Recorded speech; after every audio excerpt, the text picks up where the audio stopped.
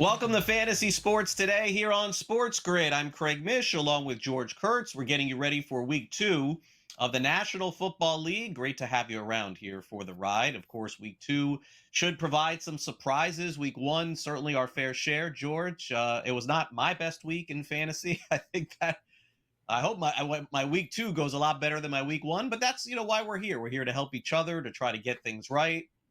Of course, injuries are always going to be a story. And for the next hour, we're going to just dive into everything that happened.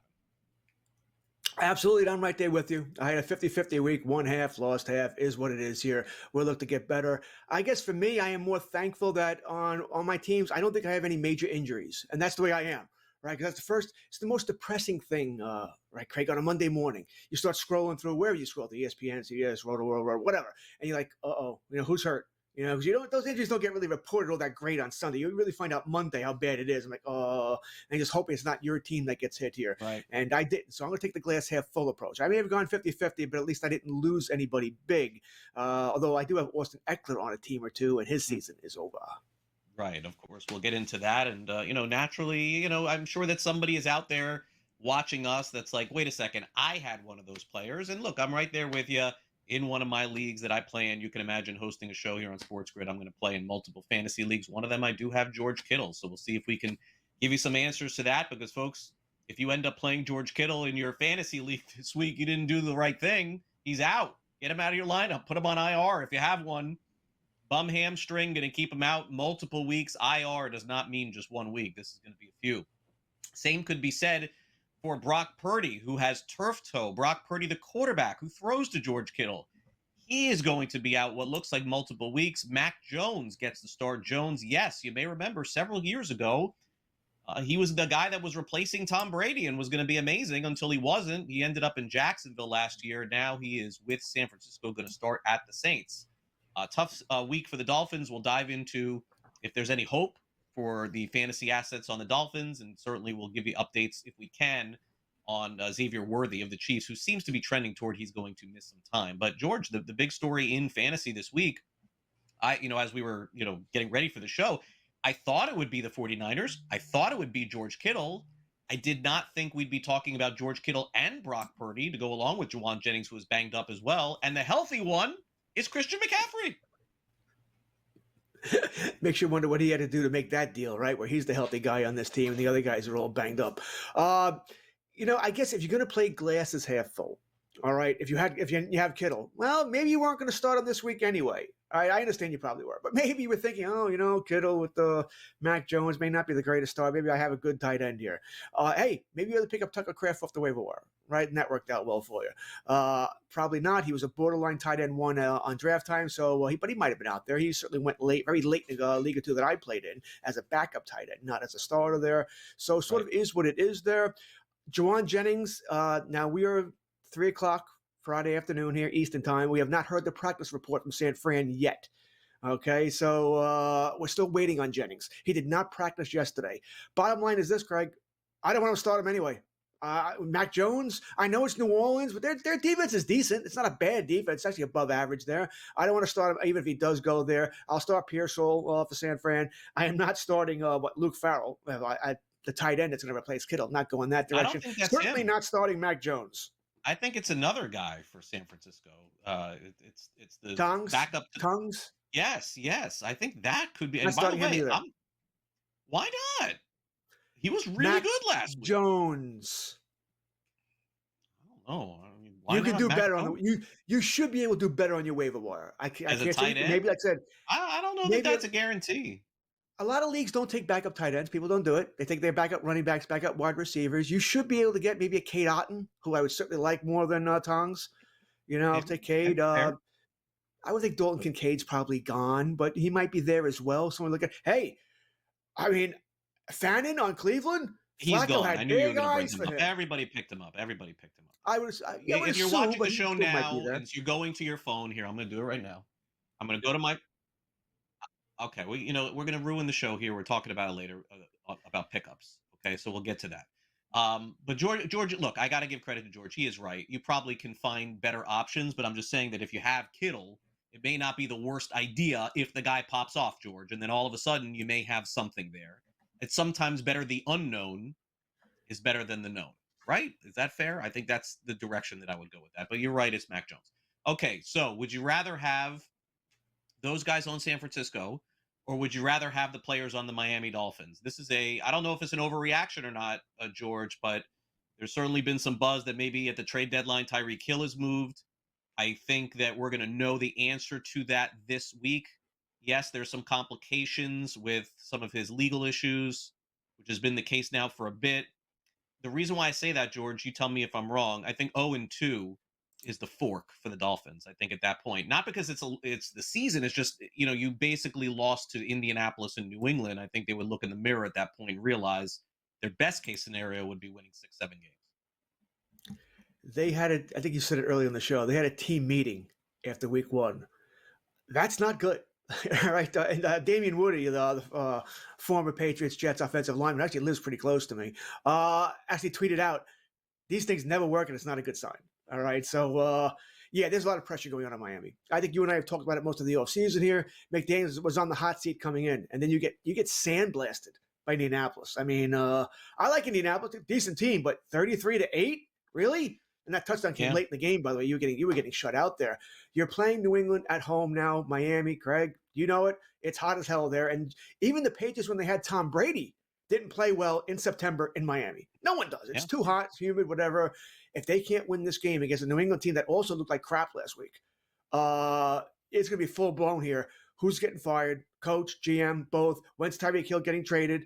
Can he be traded with what's going on here? It's a full-blown nightmare for the Dolphins if they can't win this week. Yeah, I don't think it's 1-1. I think George is right. I think it's 0-2. Okay, so the Commanders won in week one. The Packers won in week one. They squared off on Thursday Night Football. And the score will show 27-18, but this was pretty much a dominant performance by the Packers, a team that right now is got to be considered one of, if not two or three teams to not just go to the Super Bowl, but maybe even win it.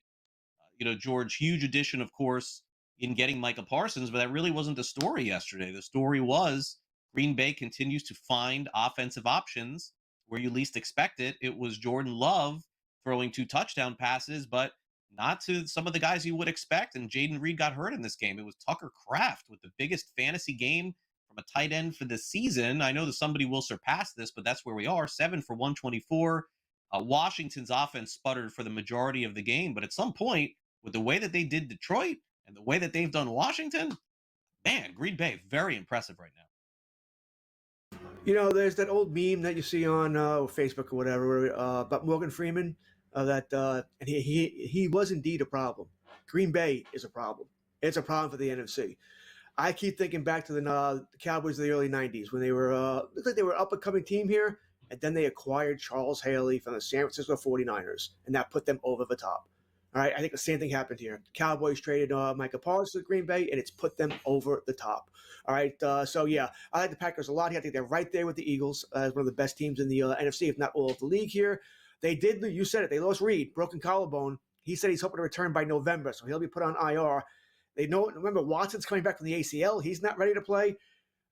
Golden hasn't really done anything yet, right? He's run a couple of deep passes, but that's it. No catches last night here. It's going to be the Romeo Doubs show for a while here for Green Bay. Unbelievable. They may have to look for receiving help if Watson and Wicks aren't going to be ready to play anytime soon.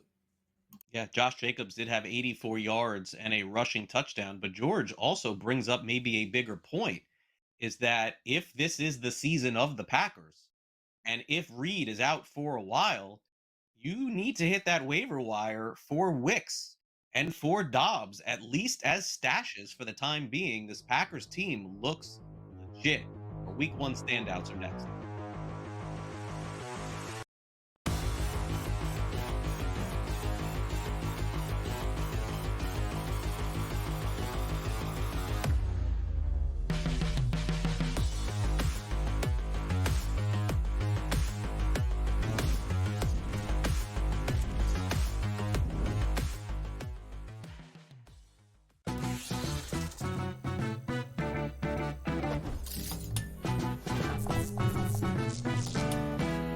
We all know nothing beats the energy of playing live roulette in a casino, but playing roulette online sure does have its perks.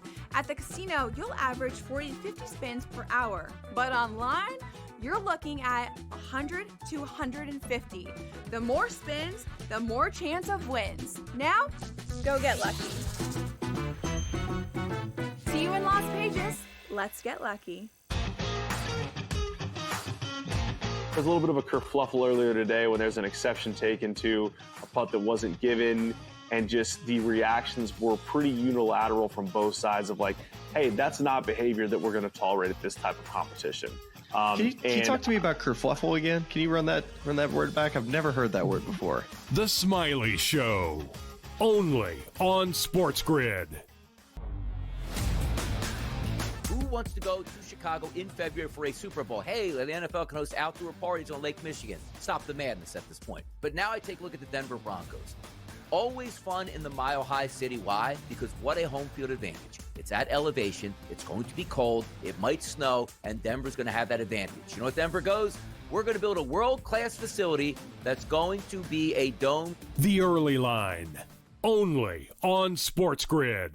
It's the most beautiful time of the year. No, not because of foliage or pumpkin spice lattes. It's because of football. SportsGrid has you covered all season long, covering every snap, every score, and every line move. Prepare, watch, win. Weekends are for winners. Only on SportsGrid.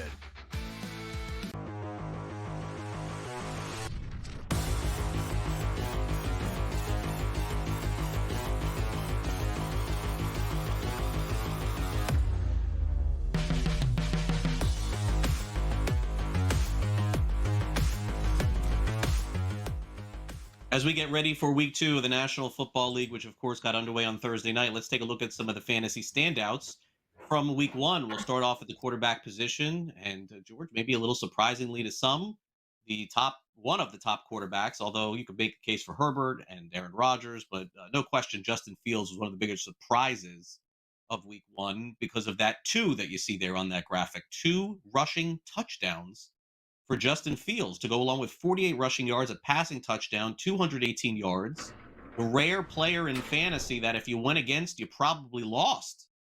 And it's Fields, George. Like, it was a great game, by the way, between the Jets and Steelers, and they have their hands full with the Buffalo Bills this week. But Fields looked nothing like he did last season in Pittsburgh, which makes me wonder, what are they doing in Pittsburgh?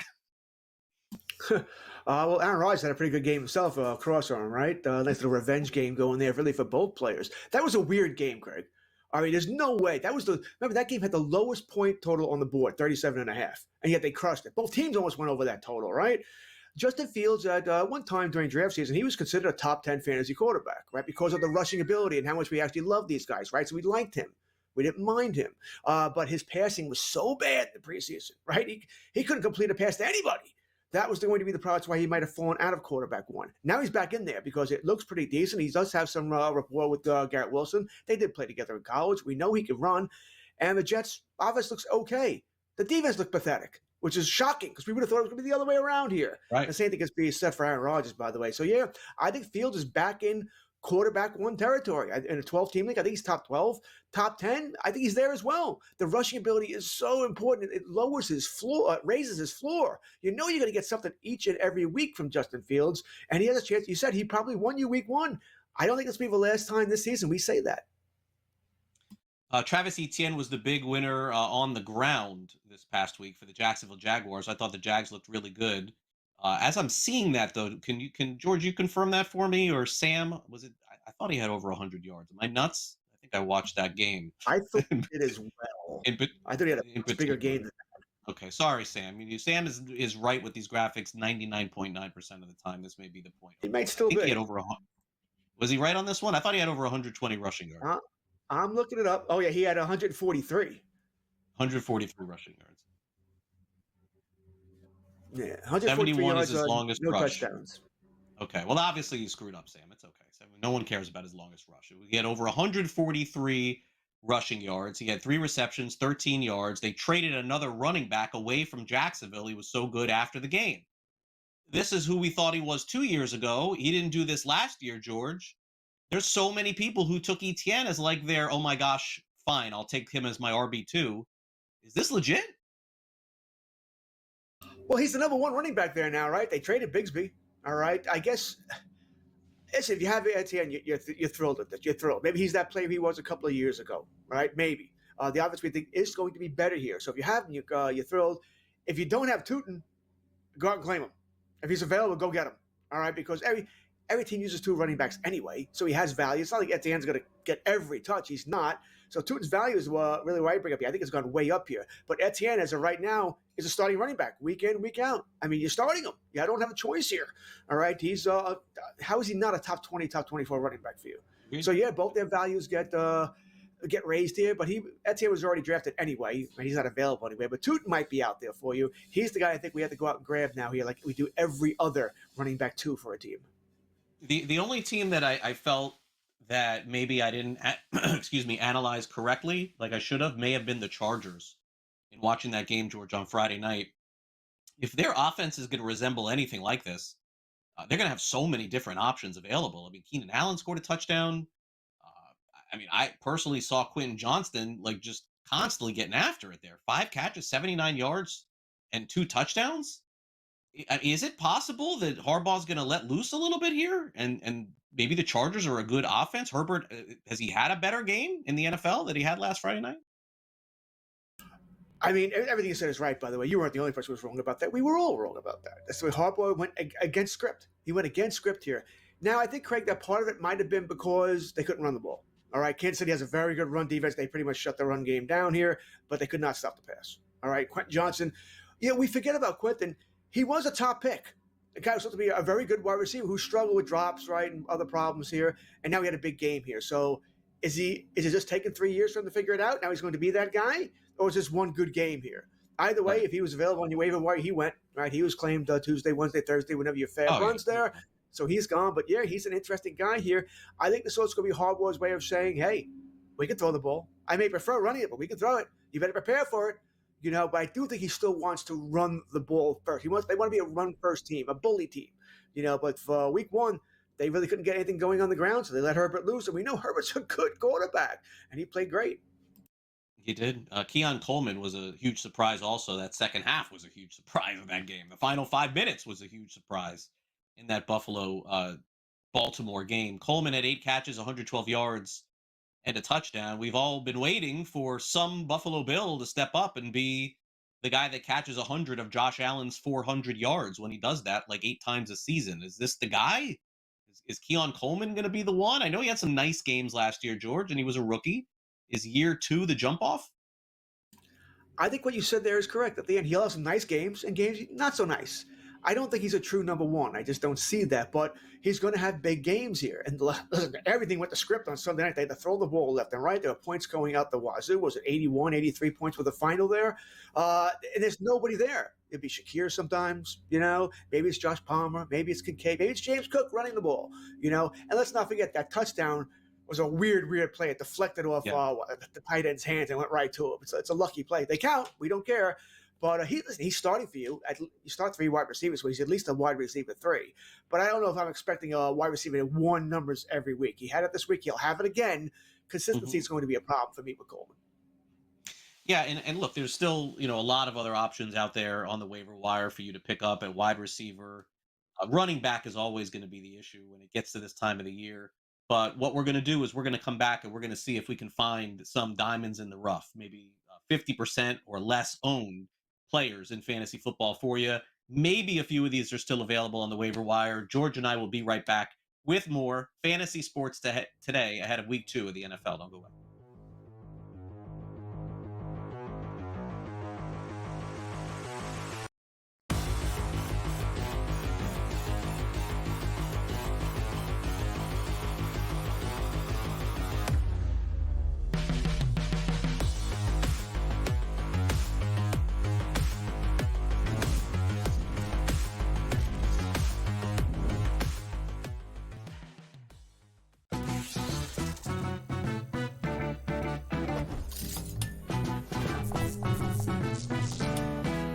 We all know nothing beats the energy of playing live roulette in a casino.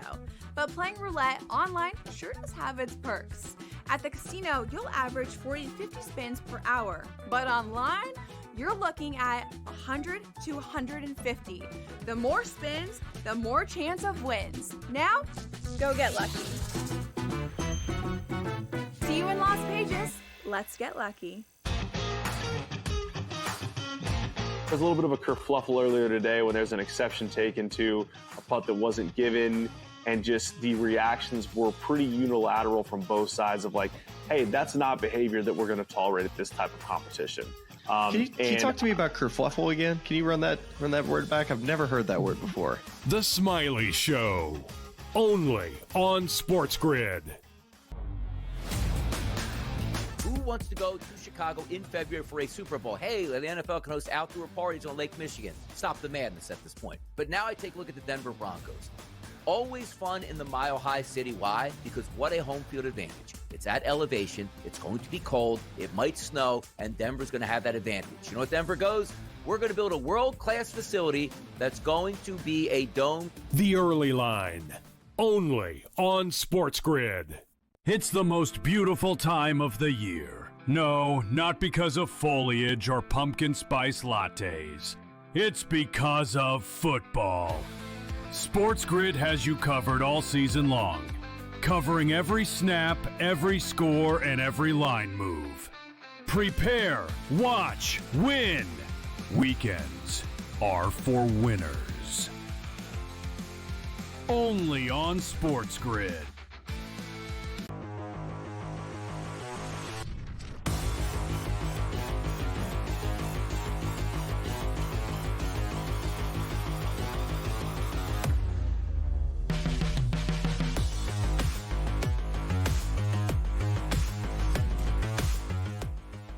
Time to hit the waiver wire on fantasy sports today here on SportsGrid. Craig Mish, along with George Kurtz. The Kansas City Chiefs have some wide receiver issues. Xavier Worthy, healthy or not, just does not appear to be somebody that you can count on right now with a shoulder issue. Hollywood Brown is back into the mix here, George. 46% owned. It feels like deja vu all over again. Is Hollywood Brown somebody for you that you're interested in picking up? I feel like we played this game, haven't we, with Hollywood Brown? Like, oh, yes, like somebody got hurt. Let's pick up Hollywood Brown. And then he does nothing. You going to do it? I mean, you don't have a choice, right? If he's out there, you're picking him up. And you might be starting him this week. All right? They're playing Philadelphia. We saw Philadelphia there. That pass defense is not good. All right? It's Dory Jackson still being picked on by CeeDee Lamb and the Cowboys there. There's no one else to throw to. That's the bottom line. There's no one else to throw to. Juju Smith-Schuster is likely a pickup now. All right, just checking on Flowers. He's listed as doubtful. So it looks like he's not going to have to go surgery. I guess that's a big bonus here. But Worthy. Even if Worthy, did I say Flowers? I think I just put him in my lineup. Even if Worthy plays Sunday, I am not claiming him. I'm not playing him. I'm not doing it. All right. I don't know what his percentage of snaps going to be. Does he land on the shoulder once and he's out here? I mean, so no, I'm not starting Worthy. If Brown, yeah, and I'd rather have Brown over Smith-Schuster, by the way. He had a nice game there. Who else are they going to throw to, Greg? Well, they don't have much of a running game. Pacheco's average at best. They're going to have to throw the ball. He's going to be that guy. You know, so yes. Like I said, you can make a big argument that Smith-Schuster is a go as well here, and I hate it. Can't do it. I feel like we've been down this road with the Chiefs so many times. Fair. That's fair. It just doesn't work out. Okay, so we played this game last week with Ollie Gordon of the Dolphins, and then he's now up to 40% owned. I'll play this one out, George. I'm going to give you my Ollie Gordon, here's how it works for you story. The Dolphins lose again, and then they lose again, and then they win, and then they lose a couple more. And then they get to the trade deadline, and they move everybody, including Devon Achane. And then Ollie Gordon's sitting there with 15, 20 carries a game for 50 yards. Other than that, I'm not seeing it. I really liked what I saw out of him in the preseason. I think he's carved out a little bit of a role in Miami, but if they're going to go like this, he's not going to get a chance to play a lot. I know Wright is out again this week, but to me, if the Dolphins lose like this, they're going to clean house. I mean, we're probably too preliminary on all of this, but that would be the path to Gordon. I don't think he has a better path. I don't think we're too preliminary on it at all, by the way. If they lose to New England at home on Sunday, and if it's ugly, if it's any kind of ugly, I mean, it's not like New England looked like world beaters in week one. They lost at home to the Raiders in a rainstorm, gave 300 points, 300 plus yards passing. That wasn't good. That being said, my question would be to you is, outside of Devon Achane, who are you really looking forward to starting on Miami this week? I mean, Tyreek Hill, Jalen Waddle? No, I don't want to. You may have to. Of course, you probably have to. You have I don't to. know if you can do You better have than to. those guys, but Yeah. I don't want to start any of these guys. Other than the chain, there's no one I want to start. And that includes two also, by the way. You 2-quarterback league. You got to start him. All right, George brought up Harold Fenton Jr. A lot of folks had no idea who this guy was. He's the hottest pickup right now in all of fantasy. So he had 7 receptions, 63 yards on 9 targets. Just saw a ton of playing time. And so for good reason. He's a tight end, George. He's the hottest pickup this week. Kittle is out. Bauer's banged up. So many tight end issues. Makes sense. The Njoku owners right now are not happy. I mean, Fannin, by the way, is a 3rd-round pick, 67th overall. So maybe we should have seen this coming. He was low 3rd round. Obviously, they planned on using him. We just didn't think it would be this quick. All right, that he will have this kind of chemistry with Flacco. If you're a Njoku guy, and I am in a couple of leagues, luckily in those leagues I had decent backup tight ends, and I'm going with those guys. I'm not starting Njoku this week. I want to see how this thing plays out. Fannin is I don't have him, so he's a big worry for me because, oh, God, he's going to take this. Even if he doesn't take it all, if it's 50-50, that's not good. All right, he's still taking all those targets away from Njoku here. But, yeah, he looks like a good player, someone that Flacco likes. And we do think that Cleveland's going to be trailing in a lot of games. There's a lot of throws that are going his way. So this is the name I can't really figure out. I'm glad Sam put him in the show. His name is Kyle Monangai, running back on the Bears. This is the hottest name on Twitter, but I'm not following why it is. It feels to me, George, correct me if I'm wrong, that there are a few people in this industry who just want to make him into something. Because I'm not following this at all. He didn't even barely play on Monday night. He could have played a lot. He barely even played. I know he was always on the field 10-15% of the time. I mean, maybe I'll be wrong, and in a few weeks, he'll be the starting running back, but I'm just not understanding. There's like a few people just pushing this guy so hard. Why? Well, he got 7th-round pick out of Rutgers. I guess because the name sounds good. Monangai. I think that's why. You throw him in there with the other backup running backs. I don't think he's going to be anything special. Sounds like, but Kamani Vidal has a cool name too.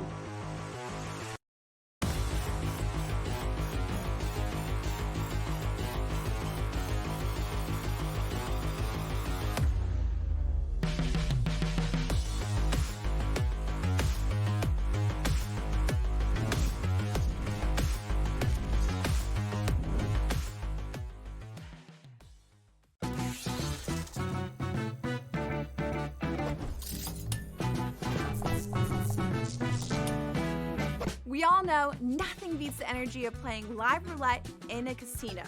But playing roulette online sure does have its perks. At the casino, you'll average 40 to 50 spins per hour. But online, you're looking at 100 to 150. The more spins, the more chance of wins. Now, go get lucky. See you in Las Vegas. Let's get lucky.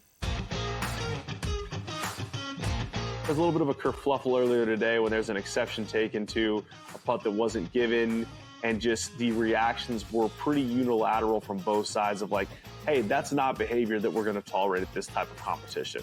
Can you talk to me about kerfluffle again? Can you run that word back? I've never heard that word before. The Smiley Show, only on SportsGrid. Who wants to go to Chicago in February for a Super Bowl? Hey, the NFL can host outdoor parties on Lake Michigan. Stop the madness at this point. But now I take a look at the Denver Broncos.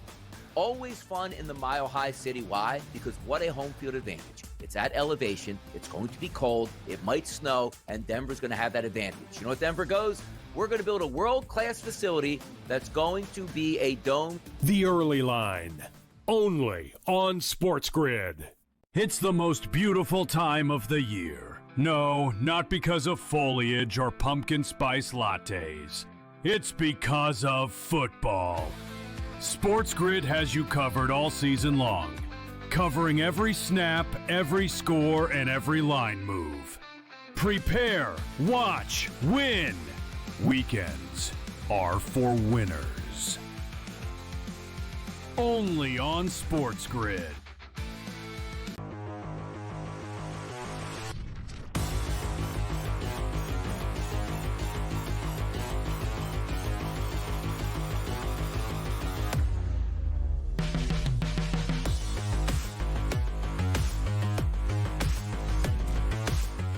All right, welcome back to Fantasy Sports today here on SportsGrid. Let's get to some of the fantasy games of the week, George. Based on what we saw from the defenses of the Jets and the Bills, I think that's a pretty good place to start because that means maybe 100 points will be scored in this game. I'm being facetious.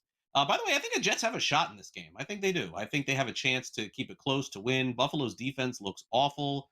They are 6.5-point favorites on the road after exhausting every play that they had in their book to win that game. Odd line for me. But Fields is a go and Allen is a go. I thought Breece Hall looked better for the Jets than he looked all of last year. Maybe him and even Braylon Allen are goes. And of course, they got some great receivers too. You want to add to this pile on here? I just won't play the defenses of either team. I guess we can start there. Yeah, I don't think you want to do that at all here. I think I know Derrick Henry, that fumble pretty much cost them the game here, but they got run all over the place. Love Breece Hall in this game. Love him. Justin Fields will do his thing. Top 10 quarterback for me.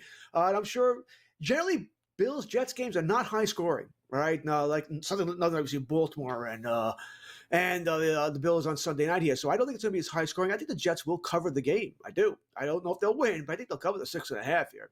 So I kind of like the Jets in the game here, but nowhere near the fun game we saw on Sunday night here. But Breece Hall is probably my favorite player in this game. They couldn't stop Henry. I don't think they could stop Breece Hall either.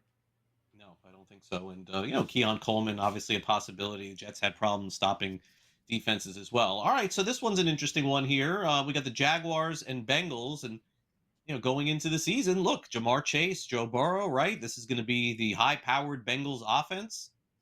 Look, I know what this is going to look like in Week 10, but George, it's happening again. They looked awful against the Browns, and when I say awful, AWFUL, 5 letters, horrible. I think the Jaguars have a shot in this one. I liked what I saw from Jacksonville this past week. And I cannot figure out what's going on with the Bengals. If Mike McDaniel, George, if that guy is on the hot seat, I got to put Zach Taylor there too, man. I am not impressed. How did they only manage to get Joe Burrow like 180 passing yards and Jamar Chase like a couple of catches in an NFL game? I don't think this is going to be one of the best fantasy games of the week. It's my opinion. 180, you're being very nice, by the way. It was 113.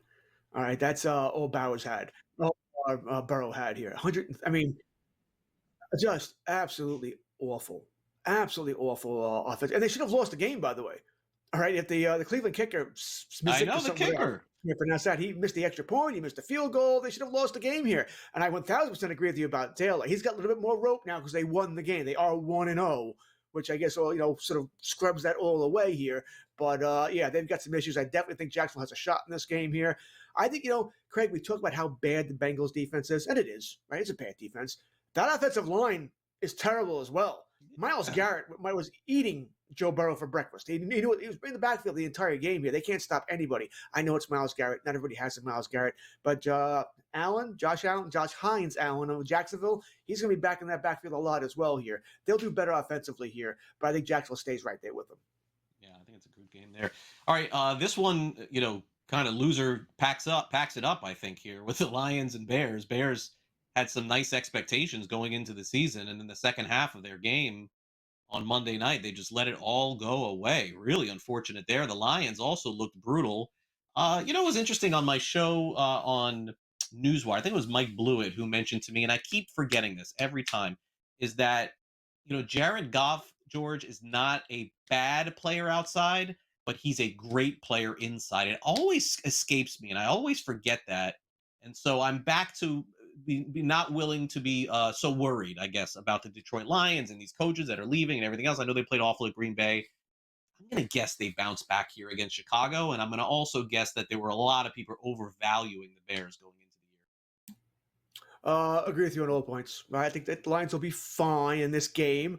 Not a good start to the season where you lose both your coaches and then you look terrible on both sides of the ball, right? Not a great way to say we're going to be okay without our coaches, but you also might have played a buzzsaw. Green Bay, Micah Parsons, game one, in Green Bay, I may not have been a good spot for anybody to play there. So I'm not panicking about Detroit yet either. Chicago, I think they'll be better, but Ben Johnson was not going to turn everything around in one off season, right? They need some help here. They need a couple of years here. Got to develop Caleb, all right? He was okay. He certainly looked better in week one than he did most of last season. Right? He was okay, but we got to see him take that next step here. I like Detroit in this game. Mike Blewett is right, by the way. Jared Goff, 2 things about him. Much better indoors. and I guess I can say this about every quarterback, but also much better when he's not pressured. His numbers under pressure are terrible. And there are some quarterbacks who respond better to it. Jared Goff does not. Giants and Cowboys will be the game that George is locked into. What a joy on Sunday. At least some team's going to get a win out of this one. Cowboys did their best to hang in the game on opening night. Giants did their best to look exactly like they did a season ago. I didn't see 1 ounce of difference in the Giants other than their defense looks a little bit better, and I guess so. But their offense, George, didn't look good. Malik Neighbors, he's not happy. Of course not. The Giants are just a bad team. I don't know. Some people thought they'd be better, I guess. I don't know. From me watching that game against Washington, I have no confidence outside of who would you start? Would you start beyond Neighbors? How many players on the Giants? The Cowboys, at least, I could give you Dak and CeeDee Lamb. On the Giants, you're starting Neighbors, absolutely. Remember, Dallas is banged up in the secondary. Unlikely to have Deron Bland. He hurt his foot in practice on Monday. Even Trayvon Diggs, he played about a third of the snaps that Thursday night. I think he'll play maybe 2/3 here. So the secondary is a little banged up for Dallas. But the Giants not going to have our best offensive lineman. Thomas, unlikely to play. So the Giants have all sorts of issues. What you said is right. They're a blah team other than the defensive line. Defensive line's really good. They'll get up to the quarterback, but they can't stop the run. So the Giants have all sorts of issues here. Dak has only lost to the Giants once since his rookie season. I mean, there's something like 13-2 against them. So I expect the Cowboys to win. I think they'll score some points here. They could have beaten Philadelphia. Maybe I don't quite say should have, but they could have beaten Philadelphia. I do think they'll beat the Giants. But once again, they always beat the Giants. And by the way, if the Cowboys were to lose to the Giants, I don't think it's happening either. But man, part of me, because I hate Jerry Jones so much, I would love to see him take all the grief here for a team they always beat, and now you lost to the Giants. But I don't think it's happening. I think Dallas takes care of business. I think you're good. All right. Are the Chiefs good this week? I mean, when was the last time?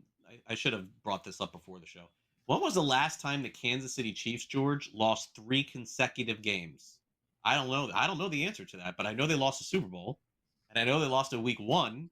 And I know they're a little bit of a dog here in Week 2 against the Philadelphia Eagles. I mean, for the Eagles at this point, from based on what you've seen, you just continue to be all hands on deck with everybody that you have on the Eagles offense. And basically, you play their wide receivers, and you play Jalen Hurts, and you play Barkley. As far as the Chiefs are concerned, this is like a major step back from where we thought they used to be. I mean, Travis Kelce, of course, with the tight end issues, you start him. George outlined Pacheco, what he is at this point, I'm not even sure. Mahomes, yes. Got to start him. But the fantasy goodness that the Chiefs used to give us is long gone. And yes, their offense, George, really struggling. It's pretty pedestrian. I mean, if you didn't know anything about the NFL for the past 5 years, boom, you look at the offense. Oh, it's okay. Good quarterback, Hall of Fame tight end, but he's declining. That's it. That's all they got. There's nothing else special there. There's not. I like Philadelphia in this game. I think Philadelphia does have problems in their secondary on defense here, but I like them to go 2-0 here and send Kansas City to 0-2. I just don't see how Kansas City is going to be able to score enough points in this game. Not without those wide receivers. I don't think Xavier Worthy plays here. You don't have Rashee Rice. I mean, Hollywood Brown, your nickname is misappropriated, right? You're not that player. You're a wide receiver 2 at best, NFL-wise, maybe probably a 3 here. I like the Eagles in this game to cover the 1.5. It's more like Long Island Brown. Long Island Brown, Delaware Brown, something. Delaware. I like Delaware Brown. Delaware Brown. I think he is. I think he is from Hollywood, Florida. That's right where I live too. What are you saying, Sam? Come on, you got no basis for that. I'm trying to make dad jokes on the show to keep people watching our program. I still got 20 minutes to go. I got to come up with all the jokes. Oh. All right, coming up next, the joke is on me, as we will discuss the betting favorite in the National Football League, and also hit on whether Aaron Rodgers' first week was legit. Be right back on Sam Sports Today.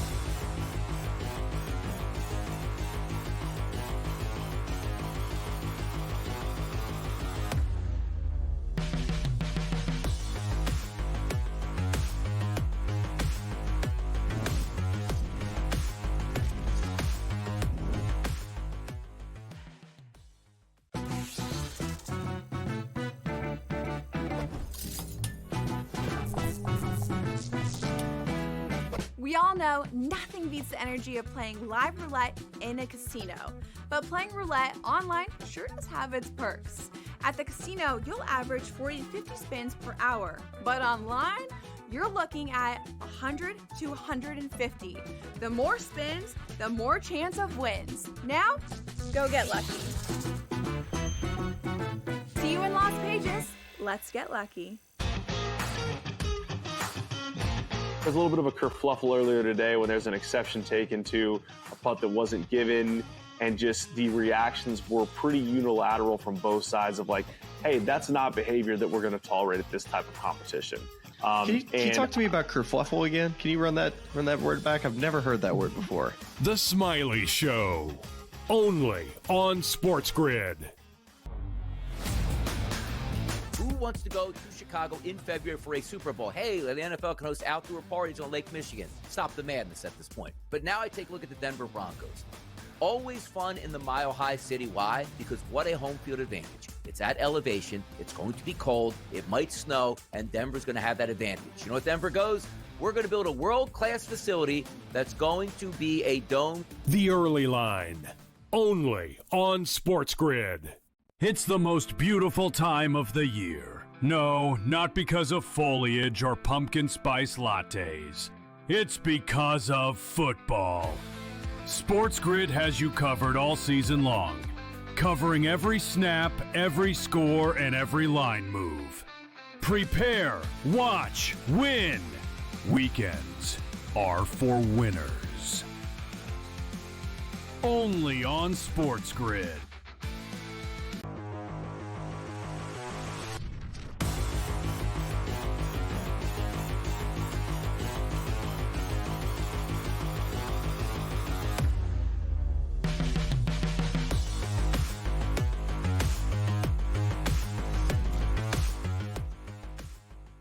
All right, welcome back to Fantasy Sports today here on Sports Grid as we get ready for the fantasy football weekend. There's going to be, obviously some injury issues. One of the key ones this week is Xavier Worthy. Late Friday, it was determined that he is doubtful for the game this weekend. So those of you with Xavier Worthy, that should be one thing that you can clear up going into Sunday. If you're not prepping, not watching any shows before, you got to set your lineup. It looks like he's not going to play this weekend. But again, that could change. He is dubbed doubtful as of Friday.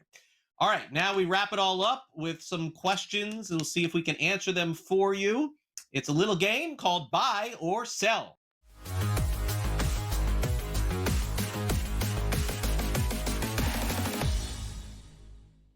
Well, they are the only team to play 2 games as of right now in the NFL, so it's kind of the easiest question to answer. But if you've watched them play, the Packers just dismantled the Detroit Lions, and for 3 quarters basically dismantled the Washington Commanders too.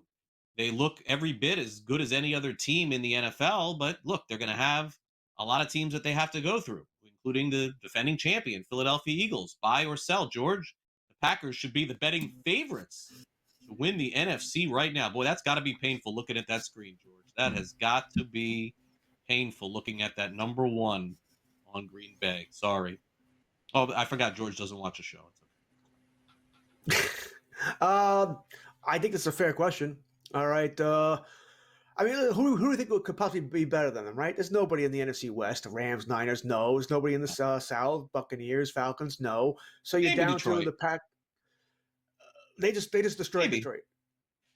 Long season, come on. It's come right on. now. And It's right now. Right now. betting Right this favorites second. to win the okay, fair. You're right. I'm wrong. It's Green Bay or Philadelphia. And Philadelphia has all sorts of problems in that secondary. Remember, Philadelphia lost 5 starters on their defense from last season. So it's a little different team here than the Super Bowl team. Now, I mentioned it earlier when we just talked about it. I am worried about their receiving core now. All right, Watson recovering from ACL maybe halfway through the season, which, by the way, is about when Reed could return from the collarbone. So right now you're down to Golden, Dubes, Romeo Dobbs, and Wicks. That's it. So I think there are some issues there. I think they got to start working the phones. I may have to think about a trade here to get some wide receiver help. If you suffer another injury to one of your receivers, Right. you're in a lot of trouble. A lot of trouble here. But I think right now, I think they're the team to beat. I think Eagles will be number 2 for me. Green Bay 1. Yeah. Well, look, on this show and my other shows, I picked the Packers to get to the Super Bowl, so I'm not going to stop now. So I'm going to say, I'm with George, plus 370 on the FanDuel Sportsbook. That's a much shorter line than it was at the beginning of the season, and we're only 2 games in. And that guy number one is the equalizer on defense. When you have a Von Miller type player, sometimes they can carry you all the way on defense to a Super Bowl. I think there's a great shot for them to go. Meanwhile, Aaron Rodgers probably wishes he never left Green Bay. He could be in a great spot this year. Had a 2-year stint with the Jets that he'll never want to remember. When he goes into the Hall of Fame, he'll just say, please don't mention that.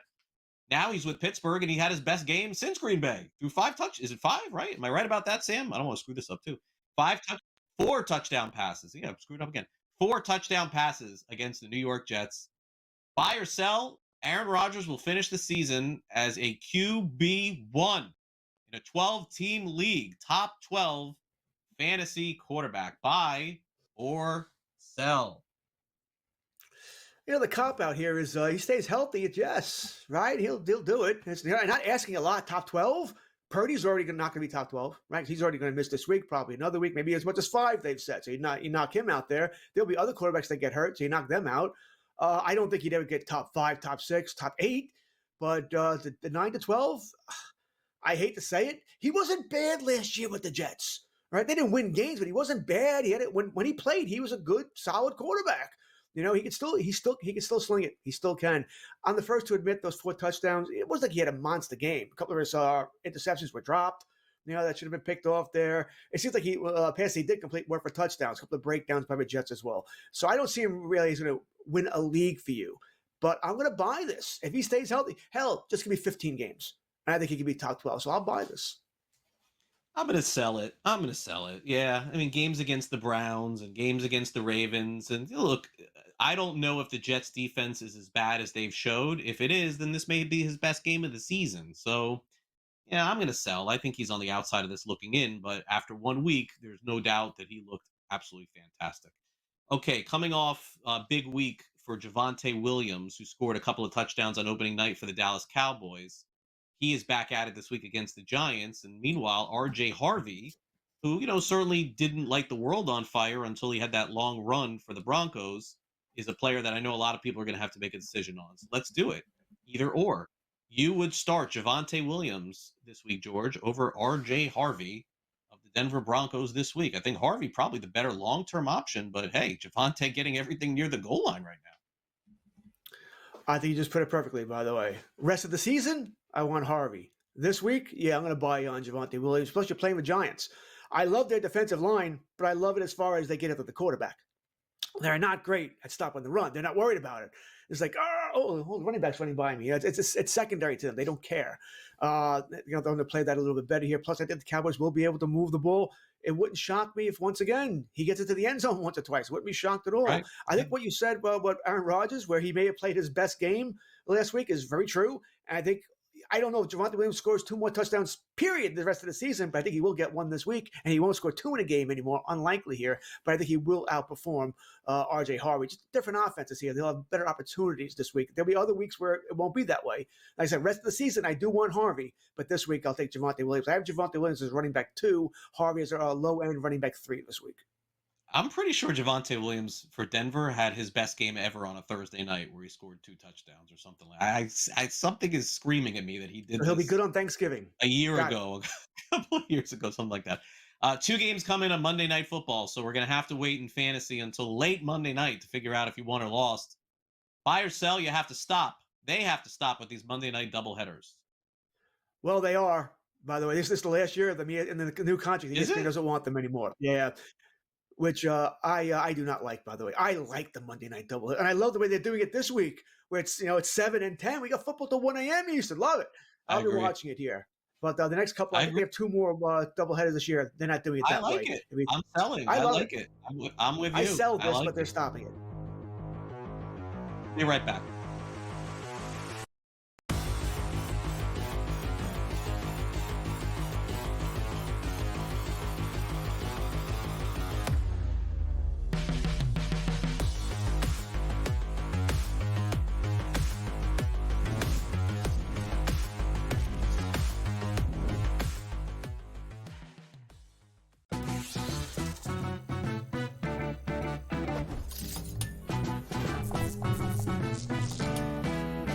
We all know nothing beats the energy of playing live roulette in a casino. But playing roulette online sure does have its perks. At the casino, you'll average 40 to 50 spins per hour. But online, you're looking at 100 to 150. The more spins, the more chance of wins. Now, go get lucky. See you in Las Vegas. Let's get lucky. There's a little bit of a kerfluffle earlier today when there's an exception taken to a putt that wasn't given, and just the reactions were pretty unilateral from both sides of like, hey, that's not behavior that we're going to tolerate at this type of competition. Can you talk to me about kerfluffle again? Can you run that word back? I've never heard that word before. The Smiley Show, only on SportsGrid. Who wants to go to Chicago in February for a Super Bowl? Hey, the NFL can host outdoor parties on Lake Michigan. Stop the madness at this point. But now I take a look at the Denver Broncos. Always fun in the Mile High City. Why? Because what a home field advantage. It's at elevation. It's going to be cold. It might snow, and Denver's going to have that advantage. You know what Denver goes? We're going to build a world-class facility that's going to be a dome. The Early Line, only on SportsGrid. It's the most beautiful time of the year. No, not because of foliage or pumpkin spice lattes. It's because of football. SportsGrid has you covered all season long, covering every snap, every score, and every line move. Prepare, watch, win. Weekends are for winners. Only on SportsGrid.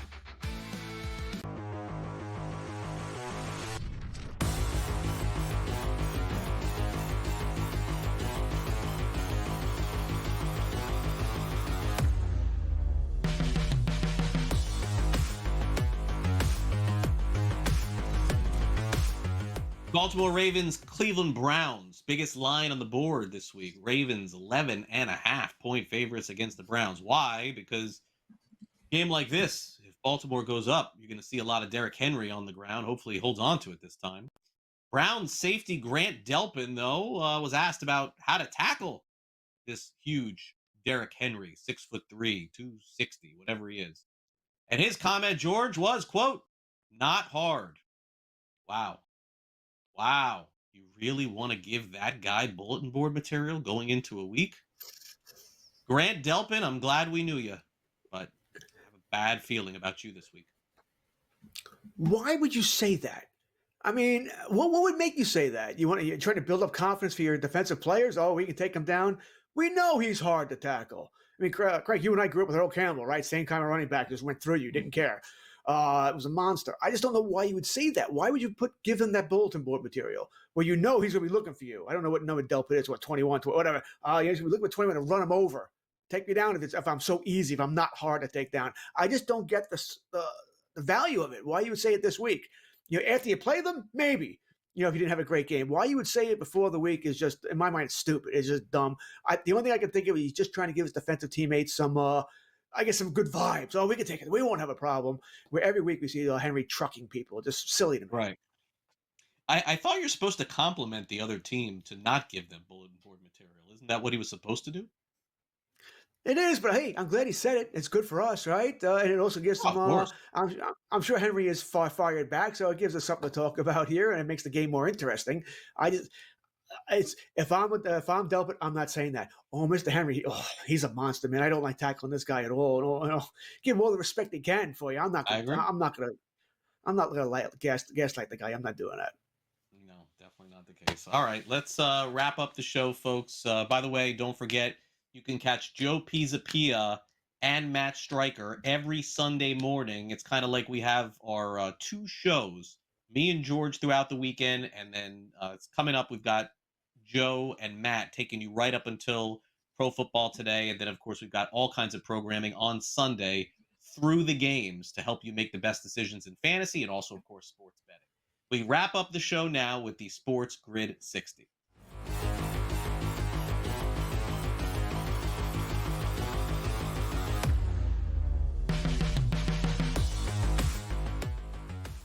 All right. My little complaint this week here. I think this is something we can all get behind, by the way. NFL season's back, right? And there's nothing like a football Sunday, nothing like it. It always bothers me though. The late slot, the late afternoon slot on Sundays. Why do we have games start at 4:00 or 4:05? We have some start at 4:05, some start at 4:25. Shouldn't they all just start at 4:30? Why do you want the end of the 1:00 games bleeding into the start of the 4:00 games? We're all watching the end of the game, right? The excitement, who's going to win, and we're not really paying attention to the start of these games here. I'll never understand that, Craig. Where there's 4 games at 4:00, we have 2 start at 4:05, 2 start at 4:25. I know it's because of TV, all right, and they want their standalone games here, whether it's Fox or CBS here.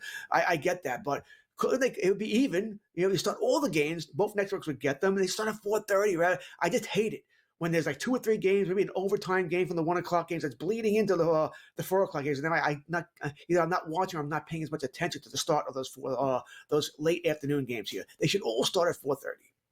Yeah, no, I always had heard that it was like for sports betting, that you wanted to get your money in before on the early games to determine what you wanted to do on the late games for people who were betting all day long. So like you bet at 1. You got to wait till it finishes to cash out and then bet at 4. I mean, look, I'm not saying that that's the reason why they did it. And by the way, when they did all this stuff, George, sports betting was not legal. So the point that you make is very fair. Speaking of which, for the first time on an NFL Sunday, I was actually last week feeling pretty old. And I don't know what this says about me. I'm going to try it again this week. I'm going to try it. But it's been a really long time since I've sat in front of the television from 1 p.m. all the way through the night games. I'm guessing it's been since the end of last season. So Sunday, I turned on the Red Zone, threw another TV up there, and I got to admit, the old man, me, midway through, as George said, the 4:00 games, I checked out. I was like, you know what? I can't do this. I've been sitting in front of the TV all day long. Now I stopped. I came back in like an hour and a half just to catch the end.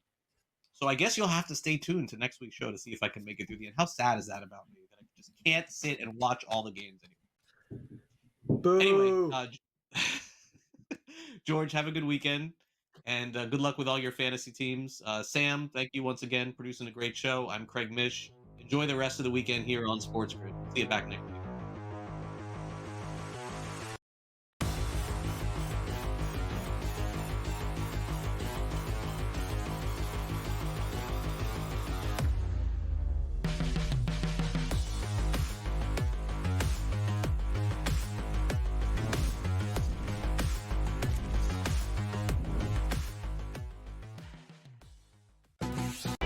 Remember these names: AZ Fudd, Olivia Miles, Lauren Betts.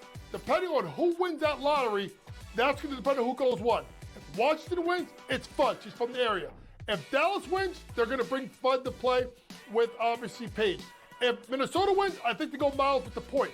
If Seattle wins, they go with Miles, and the same thing with Chicago. Betting above the rim. Only on SportsGrid. So game 1, I already made a mistake. I put my touchdown prop bets in hours ago. When you and I started talking before kickoff, I got so excited and I bet him again without even thinking that I already did it. I was like, yeah, Jalen Hurts. And then I was like, wait, I think I already did this. And I scrolled down. I was like, yeah, you already did do this. And I was like, that's okay. That's okay. In-game live, only on SportsGrid. I'd give them no excuses for the mistakes that Lamar and that team made when they played Buffalo in the playoffs last year. But I do think they've done enough to improve the team in the offseason. I think the offense was way better. The defensive line and the offensive line played really well in the back half of the year last year. Almost all of that talent is back. And I think the Ravens are going to be right there. Game time decisions, only on SportsGrid. To your point, Craig, if anybody else is able to make a dent, it'll have to happen now. ESPN has had about 3% market share. Their goal is to get to 10% by next year. So if they can't make a big push this year and really see a lot of the new features that they put on their apps, a lot of the integrations with ESPN fantasy products, with ESPN, flagship products across the board, if those don't pay off soon this football season, it might be curtains for them. Newswire, only on SportsGrid.